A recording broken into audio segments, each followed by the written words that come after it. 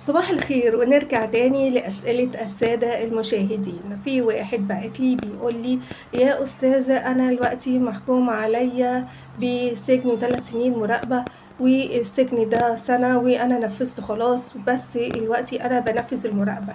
في الحقيقة هو من أحد سكان الجيزة، في قرية من قرى الجيزة، وشغله في القاهرة، وهو واخد سكن تبع شغله في القاهرة. طيب أنا دلوقتي أعمل إيه؟ أنا عايز أنقل المراقبة بتاعتي من الجيزة للقاهرة. صعب عليا إن أنا أروح كل يوم علشان أبقى في الجيزة الساعة 4 أو في القسم الساعة 4 علشان أبات في القسم لتاني يوم وأنفذ حكم المراقبة وأطلع من هناك على الشغل بتاعي وبعدين أرجع تاني. يعني الموضوع صعب عليه ومرهق عليه جدا. في الحقيقة هو مش قايل لي التهمة بتاعته إيه وسبب الحبس إيه، و3 سنين مراقبة على سنة سجن أنا حاساها إن هي كتيرة، بس أنا مش عارفة التفاصيل إيه. أيًا كانت التفاصيل أنا هاقول لك تنقل المراقبة إزاي. أولًا هتقدم طلب سواء أنت أو المحامي بتاعك للقسم اللي أنت بتنفذ فيه حكم المراقبة. بتوجه الطلب بتاعك ده لمأمور القسم أو مدير القسم. المأمور هيبعت الطلب بتاعك ده لمديرية الأمن اللي أنت تبعها. يعني أنت في الجيزة مديرية أمن الجيزة، مديرية أمن الجيزة هتوافق على النقل ده وشايفة إن الأسباب أو المبررات النقل مبررات جدية. طبعا أنت هتقدم عقد الإيجار في القاهرة، مثلا هتقدم عقد العمل بتاعك في القاهرة، هتقدم ما يفيد سبب نقلك أو سندك في نقلك.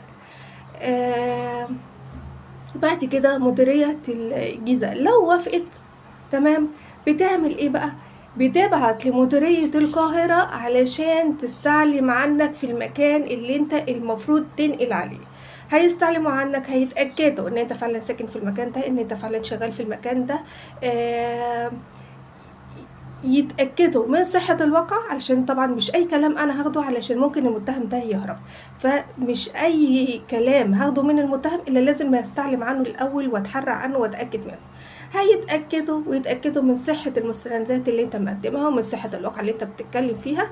هيبعتوا الكلام ده لمديرية أمن الجيزة. مديرية أمن الجيزة هترد على الاسم: إحنا موافقين انقلوا مراقبته مثلا لاسم الظاهر، لاسم كذا، لاسم كذا. وهيبتدوا يخبروا الاسم اللي هو تبعه اللي المفروض هيتنقل ليه. يعني فرضا هو كان في اسم الجيزة، هيتنقل مثلا لاسم الظاهر، يبقى هيخبروا كمان اسم الظاهر. يعني هيختاروا المتهم، يقولوا له روح اسم الظاهر من يوم كذا من الساعة كذا عشان تنفذ حكم المراقبة بتاعك هناك. طبعا لو الحكم كبير او التهمة بتاعت المتهم كبيرة، ممكن كمان يضطروا ان هم ياخدوا موافقة مصلحة السجون. ده كانت نبذة مختصرة جدا ان ازاي ان انت تنقل المراقبة بتاعتك من اسم لاسم او من محافظة لمحافظة بمنتهى البساطة. والسلام عليكم ورحمة الله وبركاته.